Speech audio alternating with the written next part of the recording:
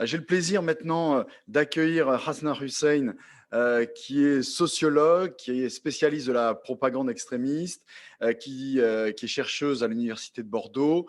Et vous verrez, Hasna est une praticienne vraiment aguerrie des questions qu'on aborde aujourd'hui, puisque elle organise une multitude de formations avec des publics extrêmement variés. Donc, voilà, j'ai le plaisir de l'accueillir et vraiment d'accueillir quelqu'un qui est au contact, qui a les deux mains, entre guillemets, dans le cambouis de ces questions et des questions de formation autour de tout cela. Merci. Alors, mesdames, messieurs, bonjour. Je tiens d'abord à remercier les collègues Olivier et Amélie de cette invitation pour ce moment très riche autour des sujets qui sont toujours d'actualité brûlante: islam, islamisme, radicalisation, djihadisme, terrorisme, etc. Des sujets de plus en plus médiatisés et politisés, principalement depuis les attentats de Charlie Hebdo et de l'Hypercacher à Paris en janvier 2015 et jusqu'aux ces derniers jours à la suite de l'attentat de Rambouillet contre une fonctionnaire de police. Des termes polysémiques et ambigus utilisés dans un climat de plus en plus polarisé et tendu, nécessitant ainsi une définition objective par le biais des approches scientifiques et pluridisciplinaires. Donc, moi, je vais m'appuyer sur cette intervention principalement sur mon travail de terrain que je mène depuis de longues années sur la question de la propagande des groupes extrémistes. Je suis aussi sociologue des sociétés à majorité musulmane. J'ai beaucoup travaillé sur la dynamique religieuse, sur la condition des femmes, sur l'analyse des productions médiatiques. Et depuis 2016, je suis à la tête d'une structure associative qui est dédiée à la prévention de la radicalisation et de la délinquance, qui opère dans une quinzaine de départements en France. Et donc, à la fin de cette intervention, je voulais aussi peut-être donner quelques recommandations par rapport à la lutte contre ce fléau-là. Donc, je vais d'abord commencer par, j'ai conçu mon intervention avec des bullet points, donc je vais être très synthétique pour essayer de respecter au maximum le temps. Et du coup, je vais aussi vous annoncer un peu les titres au fur et à mesure des éléments que je souhaite aborder, partager avec vous lors de cette intervention. Donc, revenir sur le concept et la conception aussi du terme islamisme assez rapidement, d'une manière très synthétique, mais je pense que ça nécessite vraiment 2-3 minutes de notre temps. L'émergence de ce terme date des années 1980, notamment en France, dans un article de Jean-François Clément, anthropologue, professeur agrégé à l'école d'architecture de Nancy. Le titre de son article: journaliste et chercheur des sciences sociales face au mouvement islamiste, publié dans Archives de sciences sociales des religions en 1983. L'islamisme est donc un terme générique qui désigne l'islam politique, c'est-à-dire toutes les formes de traitement politique de l'islam. L'islam est alors conçu en tant que religion ayant comme objectif de conquérir le pouvoir et pour finalité d'administrer l'État. Donc, à l'islam, din wa dawla. Dès le début, l'islamisme revêt deux aspects: prosélytisme, pour islamiser et ou réislamiser les masses islamiques, et, ou pas, bien évidemment, et djihad, contre les pouvoirs opprimant les musulmans. Donc, on va voir comment les choses se sont concrétisées, notamment dans le cadre de ce projet. Mais d'abord, j'aimerais bien revenir sur la place de l'Occident dans cette pensée islamiste. Les idéologues islamistes pionniers et contemporains, il y en a un paquet, mais bon, je vais citer entre autres Sayyid Qutb, Hassan el-Banna, Ibn Baz, Abdallah Azzam, Abu Mus'ab al-Zarqawi, Abu Hamza al-Muhajir, Abu Hassan al-Falastini, Abu Bakr Naji, etc. Donc, partisans d'un djihad de combat ou d'un djihad an-nafs, parce que avec ces personnes-là aussi, il faut revenir sur le djihad an-nafs, djihad contre soi, considère l'Occident comme étant le principal ennemi de l'islam et des musulmans. Cet Occident pose à la fois un danger politique, culturel et religieux, puisqu'il tente d'éradiquer les mœurs et valeurs islamiques. Cet Occident, rival de toujours, jouit selon eux, à présent, non seulement d'un pouvoir militaire inégalé dans le monde musulman, mais aussi du support d'une élite intellectuelle et politique qui gouverne les pays musulmans selon les principes et les intérêts de l'Occident. Revenons donc sur la genèse de ce projet islamiste. Suite à la disparition du califat en 1924 avec la chute de l'Empire ottoman et dans le contexte de colonisation du Proche-Orient par la France et la Grande-Bretagne, le projet islamiste se concrétise avec la création de la confrérie des frères musulmans par Hassan el-Banna. Le projet islamiste frériste s'appuie sur une idée autour de la gouvernance de Dieu, Hakimiyatullah. En 1928, Hassan el-Banna crée cette confrérie dont le projet politique religieux et juridique se déploie dans une Égypte sous mandat britannique principalement. Donc il s'oppose aussi contre ce qu'il voit comme une laïcisation coupable portée par le parti Wafd qui va se poursuivre avec les régimes successifs, notamment celui de Gamal Abdel Nasser. Ce dernier va subir une tentative d'assassinat orchestrée par les frères musulmans.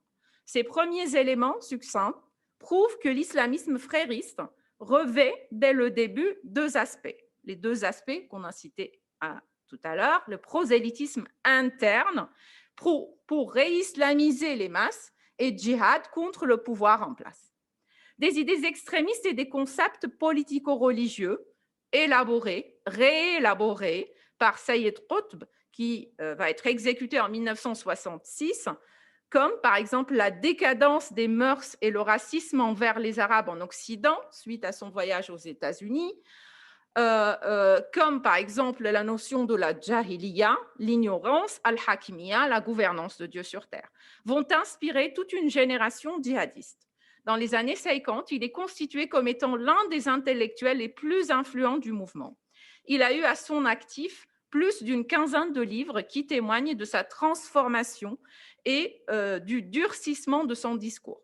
Sa pensée révolutionnaire et conflictuelle est née non seulement de ses expériences d'emprisonnement, mais de l'oppression généralisée que subissaient les frères musulmans aux mains de l'État égyptien. Cet idéologue fut donc à l'origine de ce qui va par la suite devenir, ou ce qu'on va appeler la radicalisation d'une branche des frères musulmans. Si vous voulez approfondir, je vous conseille de lire les travaux d'Olivier Carré, Mystique et politique, lecture révolutionnaire du Coran par Sayyid Qutb, frère musulman radical. Alors, quittons l'Égypte et partons en Arabie saoudite. L'islamisme en tant que projet politico-religieux va prendre de l'ampleur, principalement pendant la période de l'entre-deux-guerres. Et ensuite, avec la montée en puissance du wahhabisme saoudien dans les années 70, dont la doctrine est le salafisme. La répression de Nasser va contraindre les fréristes radicaux à fuir l'Égypte pour se réfugier en Arabie saoudite, un pays gouverné selon la charia, la loi islamique, et les préceptes de Mohammed ibn Abdel Wahhab, fondateur du wahhabisme, en 1744. Se produit alors une synthèse entre frérisme et salafisme qui donne lieu au mouvement de la Sahwa, prenant un retour à l'islam authentique des salaf saleh, pieux ancêtres, avec des modalités d'organisation et d'action frériste violentes. Rappelons le siège de la Mecque en 1979. Il va fortement indisposer les pouvoirs saoudiens jusqu'à nos jours, avec un MBS, qui le réprimera à son tour. Le salafisme n'est donc pas un mouvement, c'est une croyance. Le vrai islam, ou islam pur, est celui de la génération du prophète Mohammed et des deux qui suivirent. En arabe, salaf saleh, c'est-à-dire les pieux ancêtres, d'où l'appellation salafiyin.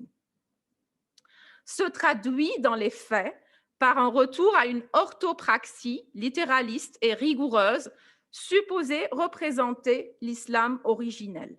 La doctrine salafiste prône des valeurs sexistes, un discours de haine et de rejet de l'altérité et des pratiques incompatibles avec les valeurs de la République et le principe de la laïcité. Le titre, c'est l'influence de la pensée islamiste dans le monde musulman, parce que c'est aussi important, avant de voir comment ça va se propager en Occident, de revenir aussi quels sont les 3 éléments, mais il peut y avoir d'autres. Mais je vais vous parler de 3 éléments principalement qui vont expliquer aussi cette réception et cette influence de la pensée islamiste dans le monde musulman. Notamment, les années 60 ont été une période particulièrement importante dans la propagation de la pensée islamiste et l'émergence des mouvements islamiques aussi, dans un contexte de précarité sociale. Donc, on parle de l'exode rural, crise économique, éducative, etc., qui est devenu par la suite un terrain propice au foisonnement d'idées révolutionnaires, dont l'islamisme. Je vous renvoie aux travaux d'Olivier Roy, L'échec de l'islam politique 1992. Deuxième élément qui est très intéressant aussi à comprendre, et là je vais me référer au choc des civilisations de Samuel Huntington, publié en 1997, qui voit une corrélation directe entre l'explosion du courant islamiste dans les années 70 et 80 et les changements démographiques de cette époque. L'augmentation du nombre de jeunes de 15 à 24 ans dans les pays à majorité musulmane a permis à ces mouvements d'augmenter leur nombre de manière considérable. Le prototype même de l'islamiste est désormais celui d'un jeune homme âgé de 20 à 40 ans, appartenant généralement à la classe moyenne et issu des milieux universitaires.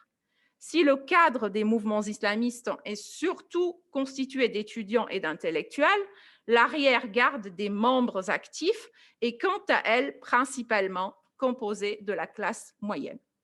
Ces jeunes islamistes, on va voir par la suite, vont jouer un rôle très important dans la stratégie de communication et de propagation de la pensée islamiste, notamment en Occident. Il y a une troisième dimension qui est très importante aussi à soulever, c'est la dimension religieuse. Par l'entremise d'un discours qui prône un retour vers les textes sacrés et qui prend à titre d'exemple la première communauté des croyants à Médine, les partisans de l'islamisme, djihadistes ou pas, donnent de la légitimité à leur vision du monde musulmans. Bien évidemment, il y a toute une stratégie de détournement des textes et des codes religieux qui s'opère et qui mériteraient d'être aussi abordés, mais on n'a pas le temps aujourd'hui, peut-être dans les questions. Là aussi, je vous renvoie vers le travail d'Olivier Roy.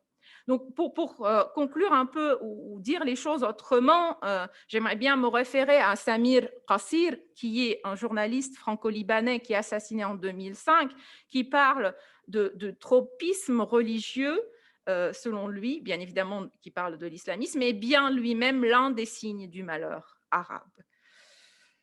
Donc, ce qu'il faut savoir aussi qu'en parallèle, le prosélytisme islamiste va connaître un essor considérable avec l'argent des pétrodollars. À partir des années 60, le royaume va se lancer dans une course pour propager sa version de l'islam dans le monde entier, en multipliant les projets grandioses tels que la création de l'Université islamique de Médine en 1961. Je vous renvoie vers les travaux de Stéphane Lacroix et de Nabil Mouline, l'un des 2 meilleurs spécialistes de l'Arabie saoudite. Nabil Mouline, par exemple, il parle de à peu près plus de 500 000 lauréats de l'Université islamique de Médine qui ont été envoyés dans le monde entier pour répandre, pour propager le wahhabisme. Et la Ligue islamique mondiale, l'IM, créée en 1962, ce qu'on appelle aussi l'organe diplomatique du royaume, ou encore l'Organisation internationale du secours islamique, qui est la branche caritative créée en 1968. Il ne faut pas s'étonner que l'imam ayant déclenché les polémiques sur les caricatures de Mahomet au Danemark est un ancien boursier de cette université. Le royaume va également investir dans les nouveaux médias, chaînes satellitaires sur lesquelles on va revenir et réseaux sociaux. C'est aussi important, avant de se lancer dans la stratégie de propagation, de parler aussi de la métamorphose de la pensée islamiste pour faire aussi la distinction entre les choses, parce que l'idée, ce n'est pas c'est aussi de donner des éléments de distinction entre islamisme ou radicalisme islamiste et entre terrorisme ou entre radicalisation. D'accord? En France, ce sont des jeunes universitaires qui vont propager dès les années 80 la doctrine salafiste, qui va réussir à infiltrer et influencer l'imaginaire musulman et la pensée islamique. Nombreux sont les groupes qui essaiment en Europe, enfin, pour ne pas citer tout le monde, mais l'UOIF, par exemple. Ce sont ces associations d'étudiants progressistes, à vrai dire, qui participeront à partir toujours des années 80 à la réislamisation des musulmans d'Europe. Ces mouvements adoptent de fait une position dichotomisée en Europe où ils sont installés. Ils mettent en avant le côté politique pur de l'islamisme, l'islam remède de tous les maux. Le djihad devient un concept extérieur, soutien du djihad syrien, afghan, palestinien, algérien. Or, la pensée islamiste va se métamorphoser et se séculariser, d'une part, pour intégrer le jeu démocratique via notamment des cadres religieux d'associations musulmanes, d'autre part, en mettant l'accent sur le piétisme, où l'islam devient un moyen de développement personnel et s'inscrire dans tous les champs de la vie sociale, l'école, clubs sportifs, etc. Des groupuscules porteurs d'une idéologie de rupture ont alors pris place et développé une approche sociale dans les quartiers sensibles, récemment désignés sous le vocable de quartiers de reconquête républicaine. Bon, pour encore vous renvoyer au travail de Bernard Rougier, où la présence de l'État sous toutes ses formes n'avait cessé de diminuer d'année en année. Aujourd'hui, la majorité des islamistes européens ne prônent certes pas le djihad, mais ils adoptent un discours de rupture très net vis-à-vis de la laïcité et les valeurs républicaines, surfant sur des postures victimaires, émotionnelles et identitaires pour étendre l'acceptabilité de leur cause et attirer de nouveaux sympathisants. Même si ce discours, j'insiste, ne prône pas directement le djihad, il permet néanmoins de renforcer la colère chez certains récepteurs préparés au passage à l'acte par la propagande extrémiste djihadiste. C'est ce qu'on a vu avec l'assassinat de Samuel Paty, par exemple. Donc, il reste en cela fidèle à la pensée mère islamiste. Car si pour les djihadistes, les caricatures de Charlie Hebdo, par exemple, constituent l'opportunité de légitimer le recours à la violence extrême, pour les islamistes, elles illustrent la thèse selon laquelle l'Occident et ses valeurs constituent une menace pour l'islam et les musulmans. Le combat de ces islamistes se situe donc sur le plan idéologique et cognitif que sur le plan du combat armé. Quelles sont les stratégies de propagation et de diffusion de l'islamisme à l'échelle globale? Aujourd'hui, cette vision de l'islam que l'on peut qualifier de radicale, négatif, voire même menaçant, ne cesse de prendre de l'ampleur. Il est donc primordial de comprendre les stratégies d'endoctrinement, les techniques de manipulation et les mécanismes d'adhésion qui peuvent mener un individu à s'engager dans le projet islamiste. Les recruteurs et influenceurs islamistes diversifient leurs stratégies communicationnelles et canaux de diffusion afin de toucher la cible principale, en l'occurrence la jeunesse. Bon, mon travail de recherche s'intéresse principalement à l'analyse de ces stratégies mises en place par les islamistes de différentes tendances, extrémistes, violentes ou pas. Donc, c'est très important de faire la distinction entre les deux. Donc, ces recruteurs et influenceurs sont à la fois présents dans le monde réel et virtuel. Et c'est très important. Il ne faut ni surestimer, à mon avis, ni sous-estimer le rôle d'Internet dans le processus de va dire, d'engagement, pour ne pas parler uniquement de la processus de radicalisation, pour propager la doctrine salafiste ou, si vous voulez, néo-salafiste. Bon, il y a les deux.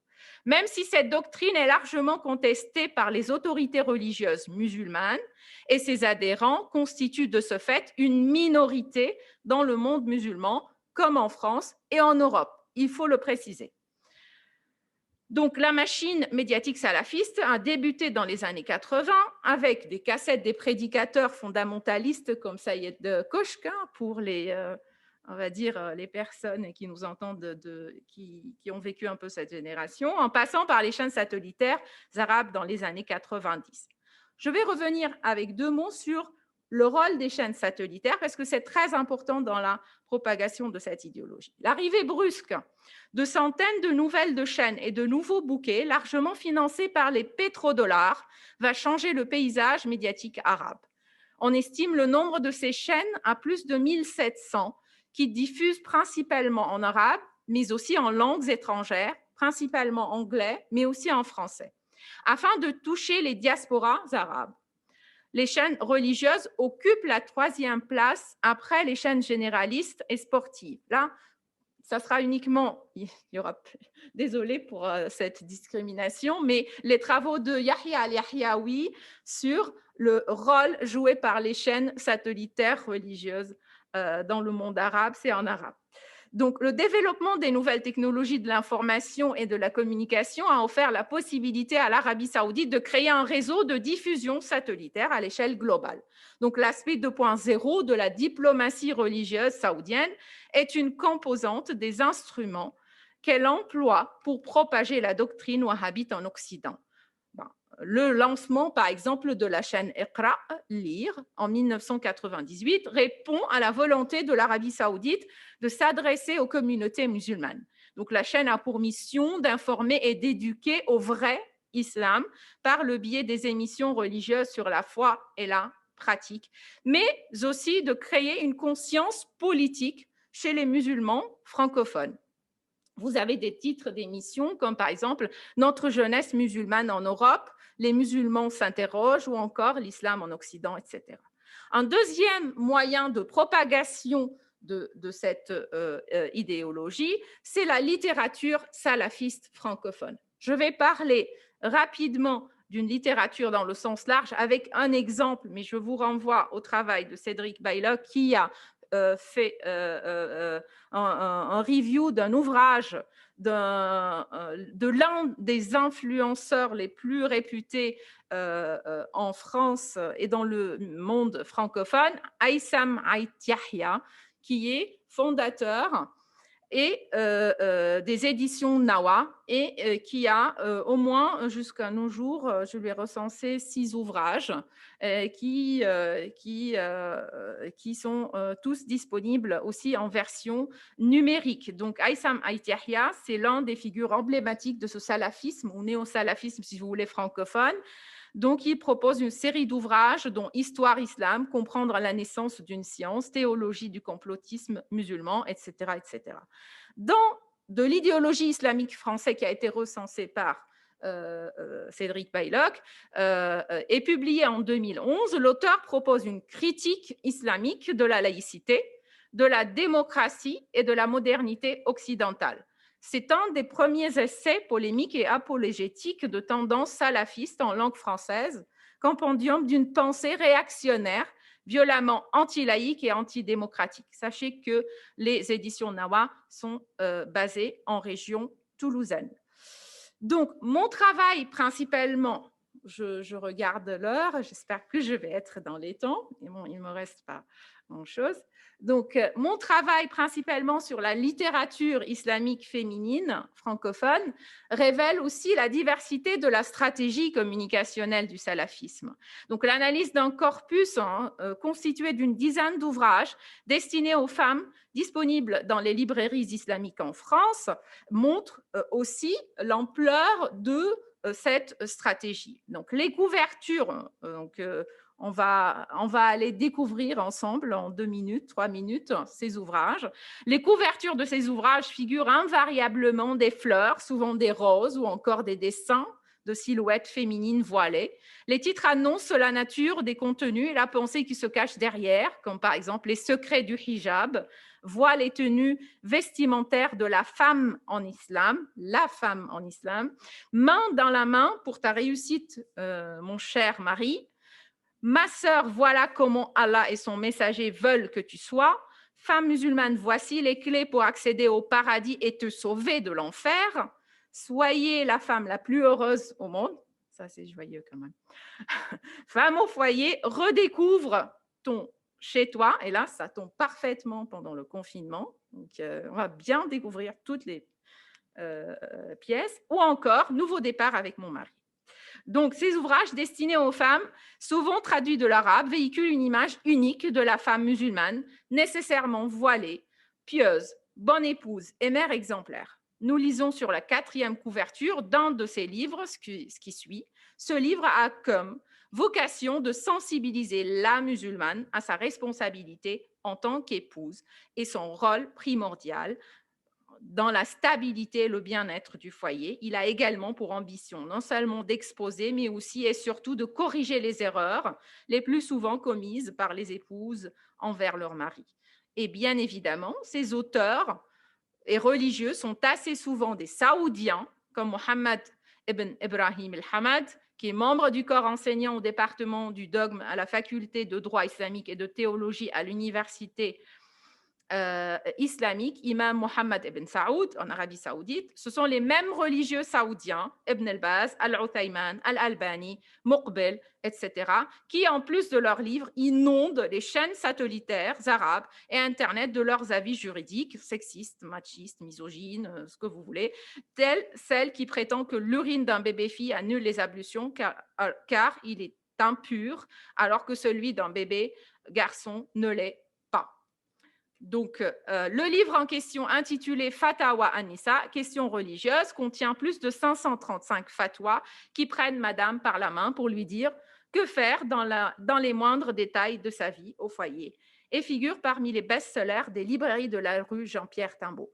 Je vais juste rajouter ce qu'il faut savoir que la réception et la lecture, j'ai découvert récemment que l'une des jeunes qui avait participé au projet d'attentat en été 2016 contre Notre-Dame de Paris, qui est incarcérée à Fleury-Mérogis, on lui a offert ce bouquin-là et qu'elle a beaucoup apprécié et on comprend quand même qu'il y a une certaine consommation je dis pas, je généralise pas chez tous les parcours des radicalisés, mais au moins pour les personnes, on va dire, qui ont allé jusqu'au bout dans ce processus-là, il y avait vraiment une consommation avérée de cette idéologie-là, de cette doctrine.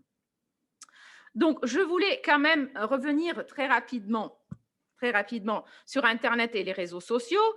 Donc, c'est principalement à partir de 2020. C'est Internet qui va jouer un rôle très important dans la propagation du salafisme.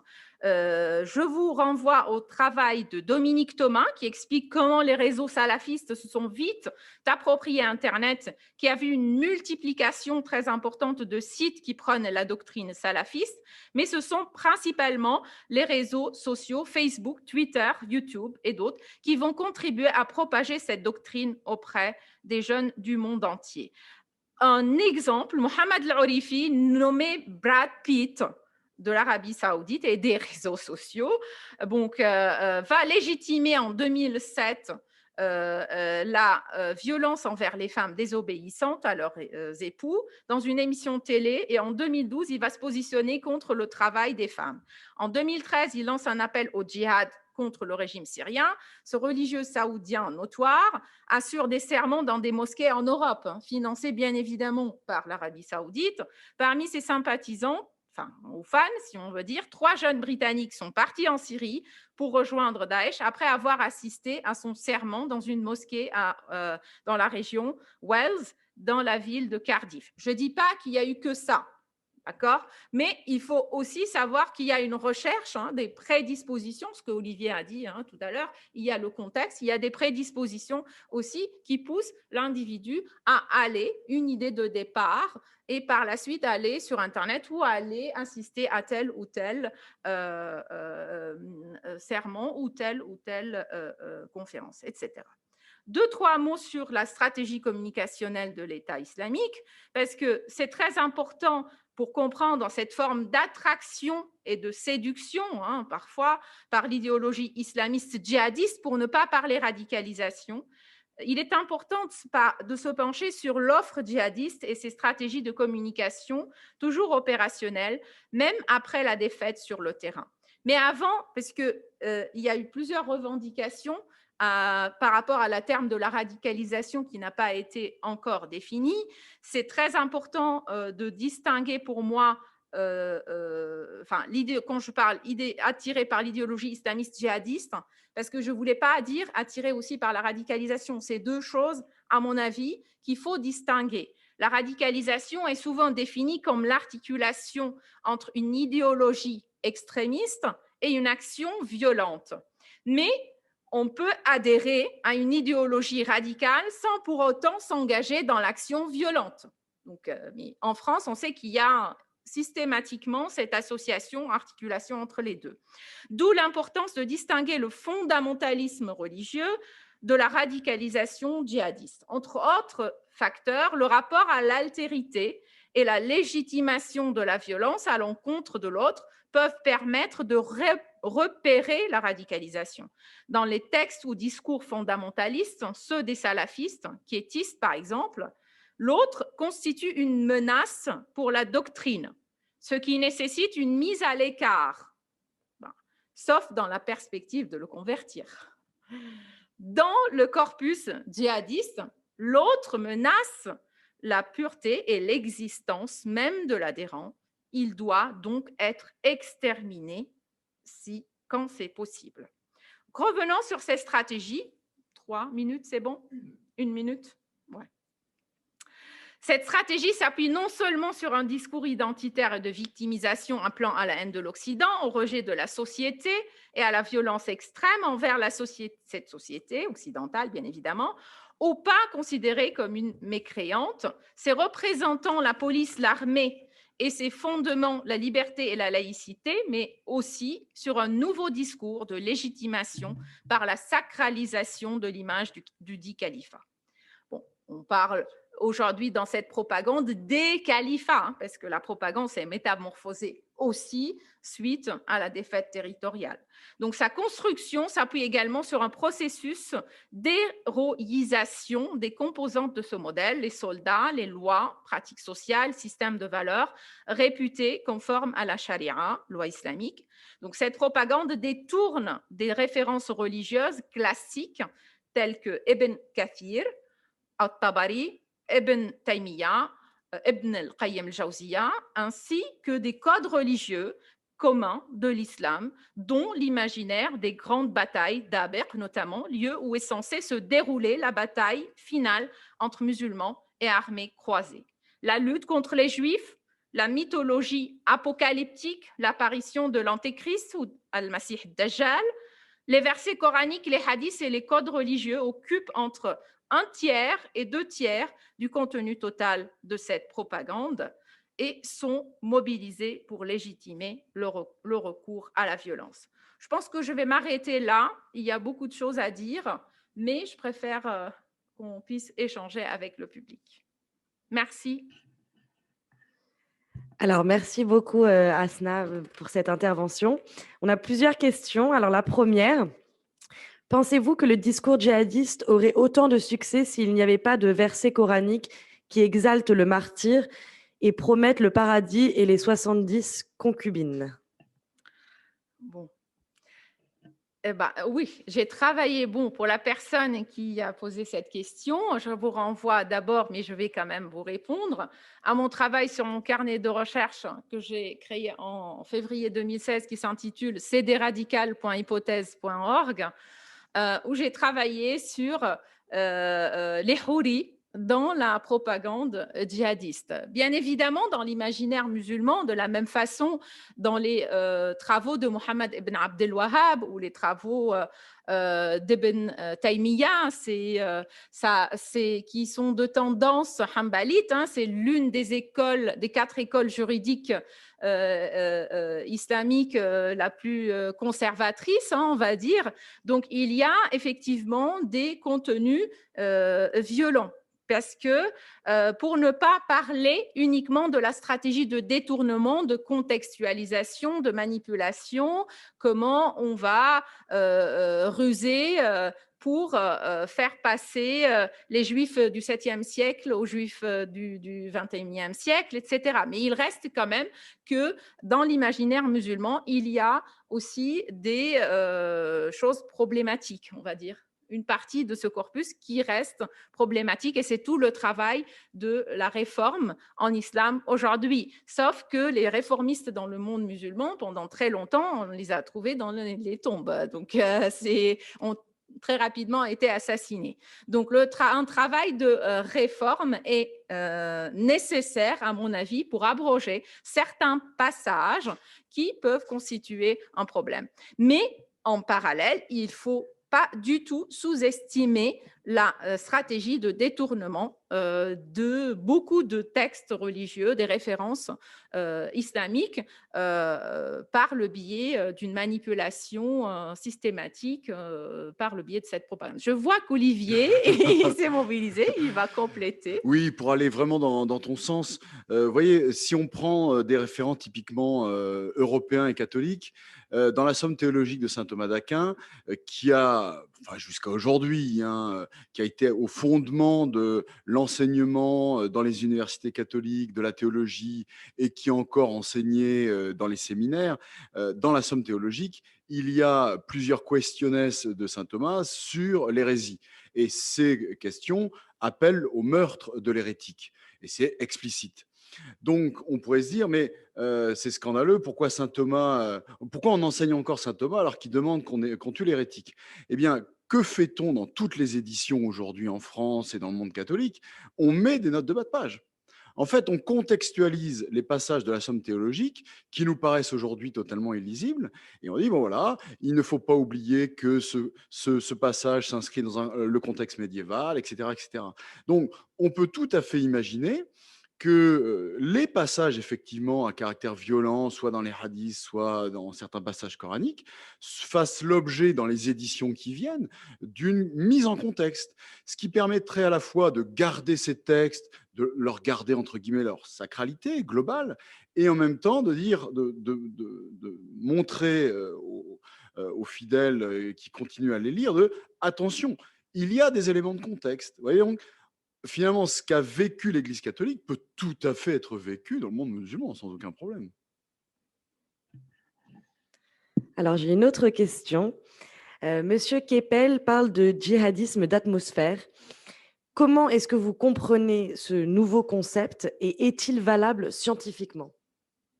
Bah, moi, j'ai pas encore lu le dernier ouvrage de Gilles Kepel, pour être honnête avec vous. Donc, bon, ça va venir bientôt. Mais j'admire beaucoup les travaux de Gilles Kepel, qui est l'un des meilleurs, à mon avis, spécialistes de la radicalisation en France. En même temps, j'admire aussi les travaux d'Olivier Roy. Donc, je me positionne pas du tout ni pour l'un ni pour l'autre. Donc, on a le droit en tant que chercheur de critiquer tel ou tel concept. La critique a pour objectif de vraiment évoluer notre niveau de connaissance sur un sujet. Mais donc, j'ai pas d'autre chose à dire. Peut-être Juliette, s'il a lu, elle a lu, je ne sais pas. Juliette? Non, pardon, non, je n'ai pas encore lu ces derniers ouvrages. Effectivement, Gilles Kepel avait mentionné cette notion de djihadisme d'atmosphère, mais plutôt dans des interviews médiatiques. Mais en tout cas, je rejoins ce que dit Hasna. On a beaucoup opposé Gilles Kepel et Olivier Roy. Ils se sont opposés eux-mêmes aussi, hein, sur fond aussi de querelles d'ego personnelles. Hein. Donc Gilles Kepel mettant l'accent, je rappelle les formules, sur la radicalité de l'islam, donc avec la nécessité de regarder voilà, des nouvelles utilisations radicales du corpus islamique, alors qu'Olivier Roy parlait d'islamisation de la radicalité. Donc l'idée que l'islam ne fournirait qu'une justification a posteriori à des dispositions violentes, mais qui ne serait pas la cause de la violence. Et je pense aussi que c'est en tout cas des interprétations qui doivent être combinées plutôt qu'opposées. Donc j'irais tout à fait dans le sens d'Asma. Après, sur le djihadisme d'atmosphère, voilà, je suis un peu plus réticente et je pense que Gilles Kepel, dans ses dernières interventions, perd un peu de la rigueur scientifique qu'on lui connaissait auparavant. Oui, alors voilà, je te suis tout à fait, Juliette, là-dessus. La démonstration qu'il fait de ce concept, pour le moment, n'est pas efficiente sur le plan universitaire. Ça ne veut pas dire qu'il ne la fera pas un jour ou l'autre, donc on attend des éléments plus précis. Bon, le fait que dans son dernier ouvrage, il parle d'un axe au Moyen-Orient, un axe chiito-frériste, bon, ça incite aussi à un peu de prudence. L'axe chiito-frériste, il est quand même pas évident, hein, quand on voit les relations entre la Turquie et l'Iran. Bon, il est clair que, comme tu le disais, à la fois il y a des questions d'ego, il y a des questions de carrière, il y a des questions de positionnement médiatique qui font de temps en temps que le chercheur peut échapper à ce à quoi il a été habitué autrefois, c'est-à-dire une rigueur, une enquête, une étude des sources. Voilà. Oui, on a une question. Quelle différence y a-t-il entre le mouvement de la salafia lors de la Nahda dans le monde arabe au début du XXe siècle, initié par Jamal al-Din al-Afghani et Mohamed Abdou, qui ont débuté avec Renan à la Sorbonne, et le salafisme tel qu'on le connaît aujourd'hui? Ce qu'il faut savoir que c'est, on va dire, le mouvement d'As-Sahwa, c'est le réformisme, hein, les réformismes dans le monde musulman. Quand on parle Abdo al-Afghani ou Rachid Rida, c'est aussi hein, ouverture à l'Occident, à l'extérieur et aussi cette volonté d'adaptation et de modernisation hein, des sociétés à majorité musulmane. Donc, comment je situe le salafisme, moi qui ai travaillé beaucoup sur Rachid Rida, notamment sur sa revue Al-Manar, qui est d'ailleurs accessible en ligne pour les arabophones. Je ne sais pas s'il y a des traductions. Donc, ouais, pour les arabophones. Ce qui m'a interpellée, parce qu'on a toujours dans le monde arabe cette idée de... Abdo al-Afghani, Rachid Rida, très, très ouvert. Et ce que j'ai découvert, que dans les derniers numéros d'Almanar, Rachid Rida, quand même, va, si je peux le dire, pratiquement prêter allégeance au wahhabisme et qui va être tellement influencé par la doctrine salafiste et il va se référer, contrairement à ses habitudes, beaucoup à Ibn Taymiyyah qui va encore inspirer Mohammed ibn Abdel Wahhab. Donc on va vraiment à partir de ce moment-là, on va commencer à réaliser aussi l'influence, le degré d'influence de la doctrine wahhabite, vraiment dès le début du XXe siècle et ce qui va être par la suite accéléré avec la découverte du pétrole et avec tous les moyens qui vont être mis à l'œuvre pour le propager dans le monde entier.